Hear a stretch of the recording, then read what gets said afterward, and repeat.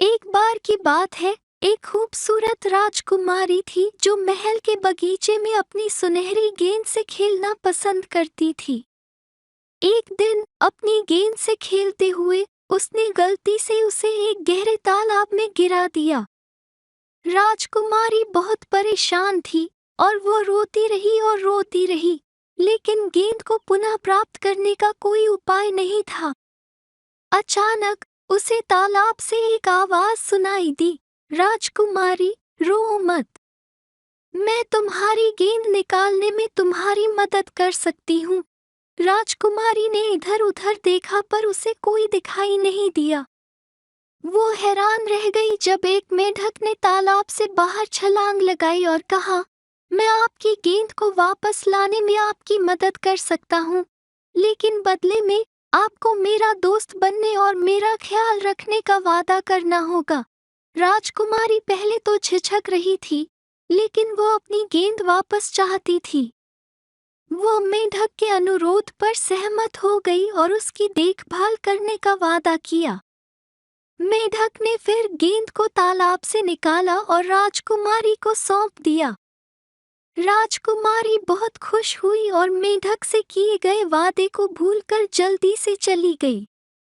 अगले दिन मेंढक महल में आया और राजकुमारी का दोस्त बनने को कहा।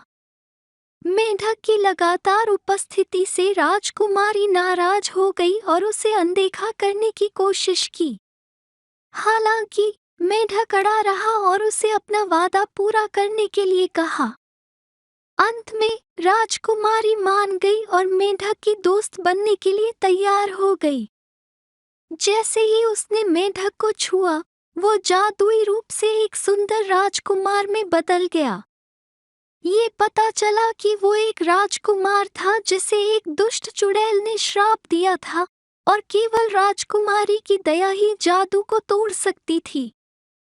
राजकुमार और राजकुमारी अच्छे दोस्त बन गए और समय के साथ उन्हें प्यार हो गया और उन्होंने शादी कर ली।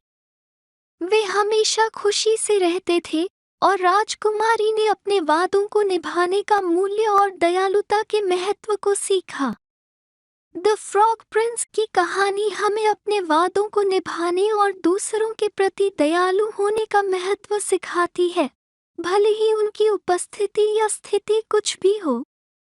ये हमें ये भी याद दिलाता है कि सच्चा प्यार अप्रत्याशित स्थानों से आ सकता है और कभी-कभी जिन लोगों को हम शुरू में नापसंद करते हैं, वे वही हो सकते हैं जिन्हें हम सबसे ज्यादा प्यार करते हैं।